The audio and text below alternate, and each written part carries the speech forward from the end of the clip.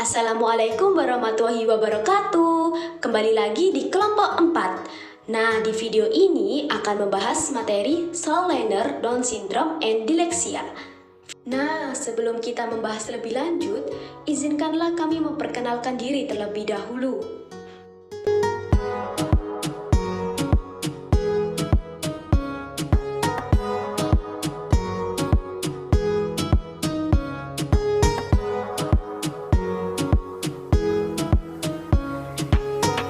Baiklah, langsung saja kita masuk ke dalam materi. Nah, penasaran kan? Tonton video ini sampai selesai ya. Nah, materi yang pertama adalah slow learner. Apa sih anak slow learner itu? Apa aja sih ciri dan jenisnya? Mari kita kupas tuntas materi slow learner. Jangan di skip ya, mari langsung kita simak materinya. Udah gak sabar ya untuk menyimak videonya. Oh iya, perlu diketahui bahwa pada isi materi nanti kita akan membahas mengenai pengertian slow learner, karakteristik slow learner, jenis atau kategori dari slow learner, faktor penyebab slow learner, dan juga solusi penanganan dari slow learner. Nah, di sini sebelum memasuki pada inti materi, ada yang udah tahu nggak nih apa sih slow learner itu? Nah, jadi perlu diketahui ya teman-teman, slow learner adalah anak dengan tingkat penguasaan materi yang rendah. Padahal materi tersebut merupakan prasyarat bagi kelanjutan di pelajaran selanjutnya, sehingga mereka sering harus mengulang. Selain itu, perlu diketahui bahwa anak slow learner memiliki potensi intelektual sedikit di bawah normal, tetapi tidak termasuk anak tunagrahita yang biasanya memiliki IQ sekitar 80-85. Nah, selanjutnya kita akan membahas tentang karakteristik dari anak slow learner. Mari kita simak materinya. Yang pertama adalah intelijensi. Dari segi intelijensi, anak-anak lamban belajar atau slow learner berada pada kisaran 80-85. Yang kedua adalah bahasa. Anak-anak lamban belajar mengalami masalah dalam berkomunikasi, baik dalam menyampaikan ide dan gagasan maupun dalam memahami percakapan dengan orang lain. Yang ketiga adalah emosi. Anak-anak lamban belajar memiliki emosi yang kurang stabil, cepat marah, dan meledak-ledak serta sensitif. Dan yang keempat adalah sosial. Anak-anak lamban belajar dalam bersosialisasi biasanya kurang baik. Dan yang kelima, moral. Moral seseorang akan berkembang seiring kematangan kognitifnya. Anak-anak lamban belajar tahu aturan yang berlaku, tetapi tidak paham untuk apa peraturan tersebut dibuat. Oke, sekarang mari kita kupas 5 kategori dari anak slow learner. Yang pertama, anak dengan masalah belajar kognitif. Maksud anak dengan masalah belajar kognitif adalah anak cenderung membutuhkan waktu belajar yang lama dan kurang memahami apa yang telah dipelajari, dan juga lebih memilih untuk mempelajari hal-hal yang bersifat abstrak daripada konkret. Dan yang kedua, anak dengan masalah bahasa. Maksud dari anak dengan masalah bahasa yaitu bermasalah pada ekspresi verbalnya, serta sulit membaca dengan bersuara. Dan yang ketiga adalah anak dengan masalah auditori perseptual. Artinya anak gagal memahami perintah yang bersifat verbal. Seringkali mereka tidak segera memberikan jawaban ketika diberi sebuah pertanyaan, dan lebih menyukai materi yang disajikan secara visual daripada disajikan oral. Dan yang keempat adalah anak dengan masalah visual motor.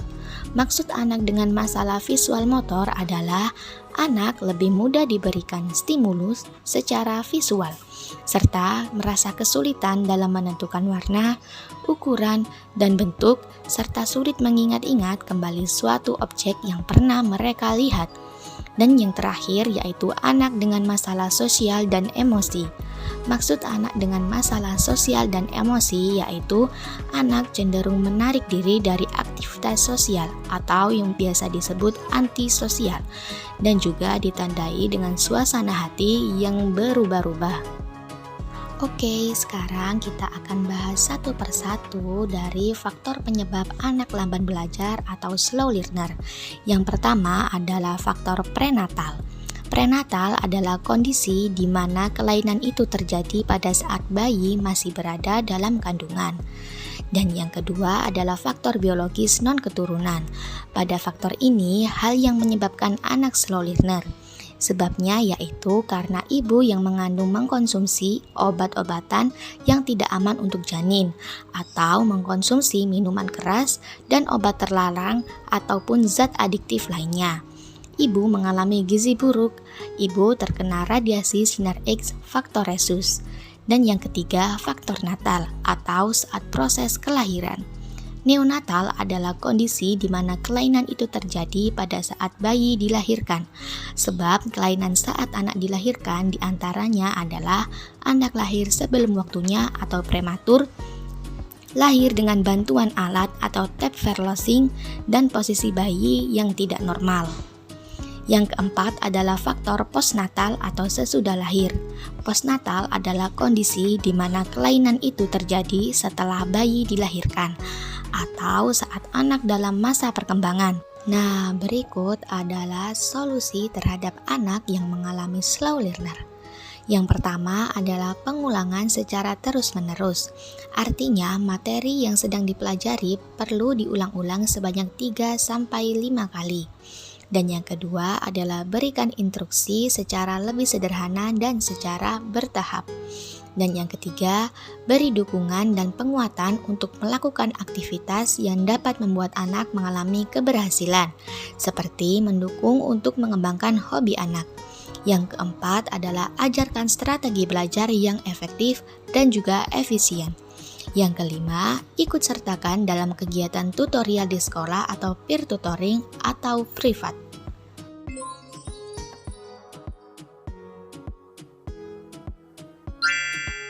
Down syndrome itu apa ya? Jadi, Down syndrome adalah suatu kondisi keterbelakangan perkembangan fisik dan mental pada anak yang disebabkan adanya ketidaknormalan perkembangan kromosom. Down syndrome sendiri memiliki beberapa tingkatan. Nah, berikut ini adalah karakteristik dari tingkatan anak Down syndrome. Yang pertama adalah karakteristik anak Down syndrome ringan. Anak dengan Down syndrome yang ringan banyak yang lancar berbicara, tetapi kurang pembendaraan katanya. Terus, dia memiliki kesukaran berpikir abstrak, tetapi masih mampu mengikuti kegiatan akademi dalam batas-batas tertentu. Tingkatan yang kedua adalah anak Down syndrome tingkat sedang. Nah, karakteristiknya anak Down syndrome sedang hampir tidak bisa mempelajari pelajaran-pelajaran akademik. Pada umur dewasa, mereka baru bisa mencapai tingkat kecerdasan yang sama dengan anak normal umur 7 tahun. Yang ketiga adalah anak Down syndrome berat dan sangat berat. Nah, jadi karakteristiknya adalah anak Down syndrome berat dan sangat berat sepanjang hidupnya akan selalu bergantung pada pertolongan dan bantuan orang lain. Jadi dia tidak bisa hidup sendiri. Selain itu, anak Down syndrome memiliki ciri umum. Ya, ciri ini tuh nampak khas dari ciri fisiknya. Yang pertama, ciri fisik dari kepala dan wajah. Penampilan dari kepala yang relatif kecil daripada umumnya. Yang kedua adalah dari kulit. Anak Down syndrome memiliki kulit yang lembut, kering, dan tipis. Yang ketiga adalah tangan dan kaki. Anak Down syndrome memiliki tangan yang pendek dan jarak antar ruas-ruas jarinya juga pendek. Yang keempat adalah otot dan tulang. Otot Down syndrome lemah, sehingga mereka menjadi agak lemah untuk menghadapi masalah dalam perkembangan motorik kasar. Nah, ada beberapa solusi untuk penanganan anak Down syndrome. Yang pertama adalah dengan terapi fisik. Terapi fisik yang dapat dilakukan dengan aktivitas dan latihan. Yang kedua, dapat dilakukan terapi bicara. Salah satu hal yang bisa dipraktekkan kepada anak dalam terapi bicara adalah latihan meniru suara. Yang ketiga adalah terapi kerja. Hal ini dapat dilatih dengan menerapkan terapi kerja sedari dini. Anak Down syndrome diajarkan sejumlah keterampilan diri, antara lain bisa dengan cara makan, cara berpakaian yang baik, cara menulis, hingga mengoperasikan gawai. Yang keempat adalah terapi okupasi. Pada terapi okupasi, anak Down syndrome diajak untuk mengenali hobi dan minat mereka terhadap sesuatu. Tidak terasa kita sudah di ujung pembahasan Down syndrome. Nah, materi selanjutnya adalah materi disleksia. Jangan di-skip dan tonton sampai akhir. Oke, sekarang kita memasuki ke materi disleksia. Disleksia itu apa ya? Jadi, disleksia merupakan kesulitan membaca, mengeja, menulis, dan kesulitan dalam mengartikan atau mengenali struktur kata-kata yang memberikan efek terhadap proses belajar atau gangguan belajar. Selanjutnya, ada beberapa karakteristik disleksia. Let's go! Yang pertama yaitu membaca terbalik tulisan yang dibaca, seperti mobil menjadi modil, di mana huruf B terbalik menjadi D. Yang kedua, menulis secara terbalik, contohnya tik menjadi kit, di mana tik seharusnya TIK menjadi KIT. Yang ketiga yaitu mengalami kesulitan dalam menyebutkan kembali informasi yang diberikan secara lisan. Yang keempat, kualitas tulisan yang buruk, karakter huruf yang ditulis kurang jelas. Yang kelima yaitu memiliki kemampuan menggambar yang kurang baik. Selanjutnya yaitu faktor penyebab disleksia. Yang pertama ada faktor biologis. Faktor biologis yaitu penyebab dari riwayat keluarga yang pernah mengalami disleksia, kehamilan yang bermasalah, serta kesehatan yang cukup relevan. Yang kedua, faktor kognitif. Faktor kognitif yang dijadikan sebagai penyebab disleksia diantaranya pola akulturasi bahasa dan kurangnya kesadaran fonologi pada individu yang bersangkutan. Yang ketiga yaitu faktor perilaku. Faktor perilaku yang dapat dijadikan sebagai faktor penyebab disleksia yaitu masalah dalam hubungan sosial, stres yang merupakan implikasi dari kesulitan belajar serta gangguan motorik. Adapun metode pembelajaran bagi disleksia. Yang pertama yaitu metode Vernal. Metode Vernal adalah suatu metode pengajaran membaca multisensori yang sering dikenal sebagai VAKT, di mana V adalah visual atau penglihatan, A auditor atau pendengaran, K adalah kinestetik atau gerakan, dan T adalah taktil atau perabaan. Yang kedua adalah metode Gillingham, yaitu metode terstruktur dengan cara memecah bacaan dan pelafalan menjadi bagian yang lebih kecil dan sederhana. Yang terakhir adalah metode analisis Glass, yaitu suatu metode pembelajaran melalui pemecahan sandi kelompok huruf ke dalam kata. Tidak terasa pembahasan materi kali ini telah usai. Thank you for watching and see you on my next video.